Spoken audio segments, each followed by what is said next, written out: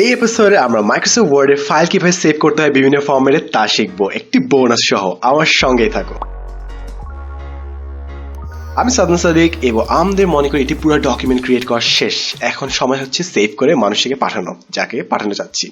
তো এখন সেভ করার জন্য আমরা ফাইলে যাব, তারপর সেভ অ্যাসে যাব, তারপর ব্রাউজ করবো যেখানে আমরা সেভ করতে চাই। ফর এক্সাম্পল এখানে সেভ করতে যাচ্ছি আমি। তারপর সেভ অ্যাস টাইপে আমরা যে ফরম্যাটে সেভ করতে যাচ্ছি, সো আমাদের এখানে অনেকগুলো ফরম্যাট আছে। আমরা মনে করি পিডিএফ এ সেভ করবো, তো পিডিএফ সিলেক্ট করলাম, তারপর সেভ ক্লিক করলেই আমাদের সেভ হয়ে যাবে। বাট তার আগে আমরা এটার নাম চেঞ্জ করতে পারি যেটা ইচ্ছা। সো আমি এখানে নাম চেঞ্জ করে পিডিএফ দিই, দেন সেভ দিই, তাহলে আমাদের সেভ হয়ে গেল এবং আমাদের পিডিএফ ফাইল কিন্তু ক্রিয়েট হয়ে গেল।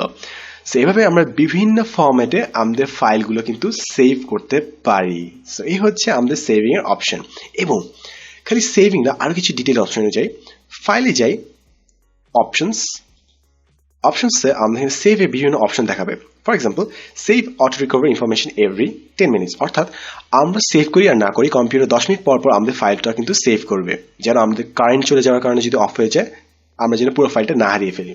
এবং আরেকটি অপশন এখানে গুরুত্বপূর্ণ, সেটা হচ্ছে embed fonts in the file. আমরা অনেক সময় রেয়ার ফন্ট ইউজ করি যেগুলো অন্য কোনো মানুষের কম্পিউটারে না থাকতে পারে। সো এসব ইউজ করলে অনেক সময় ফন্টগুলো ফেটে যায়। সো এসব ফন্ট ইউজ করলে আমরা embed fonts in the file select করবো, যেন ফন্টটা এই ফাইলের মধ্যে নেওয়া হয়। সো যেখানে আমাদের ফাইলটা যাবে ফন্টও সেখানে যাবে এবং আমাদের ফন্ট কখনো ভাঙবে না। কিন্তু এই অপশনটা সিলেক্ট করলে ঝামেলা হচ্ছে, আমাদের ফন্ট এমবেড করার জন্য আমাদের ফাইলের সাইজ বেড়ে যায় এবং সেভ হওয়ার সময় ফাইলটা অনেক স্লো হয়ে যায়। সো যেহেতু আমরা ইউজ করি না কোনো আনকমন ফন্ট, আমি এটা অফ রাখবো, ওকে দিই। তো এই হচ্ছে আমাদের সেভিং এর সব অপশন। যে কোনো সময় সেভ করতে হলে ফাইলে যাব, সেভ এসে যাব, ফাইল সিলেক্ট করব, নাম দিব, ফরম্যাট দিব এবং আমাদের ফাইল সেভ হয়ে যাবে। সো এই হচ্ছে সেভিং এর পুরো কাহিনী। এবং বলেছি আমরা একটি বোনাস দিব। বোনাস হচ্ছে আমরা অনেক সময় পিডিএফ ফাইল আমরা ওয়ার্ড ডকে ট্রান্সফর্ম করতে চাই, বাট পারি না, ইউজ করতে পারি না। তো ওটা ইউজ করার জন্য ফাইলে যাব, ওপেনে যে ব্রাউজ করি আমাদের পিডিএফ ফাইল কোথায় আছে। এই হচ্ছে আমাদের একটা পিডিএফ ফাইল, সিলেক্ট করে ওপেন করি। এরপর আমাদেরকে বলবে কিছু একটা, আমরা ওকে দিব। তারপর কিছুক্ষণ টাইম নিলে আমাদের পিডিএফ ফাইলটা ওয়ার্ড ডকে ট্রান্সফর্ম হয়ে যাবে। আমাদের এখন পর্যন্ত যা যা পিডিএফ আছে আমরা কাস্টমাইজ না করতে পারলো, আমরা ওয়ার্ডে নিয়ে আসলে আমাদের পিডিএফ ফাইল ওয়ার্ড ডকুমেন্টে ট্রান্সফার হয়ে যাবে এবং আমরা পুরো জিনিসটাকে কাস্টমাইজ করতে পারবো এবং সিলেক্ট করতে পারবো, এডিট করতে পারবো।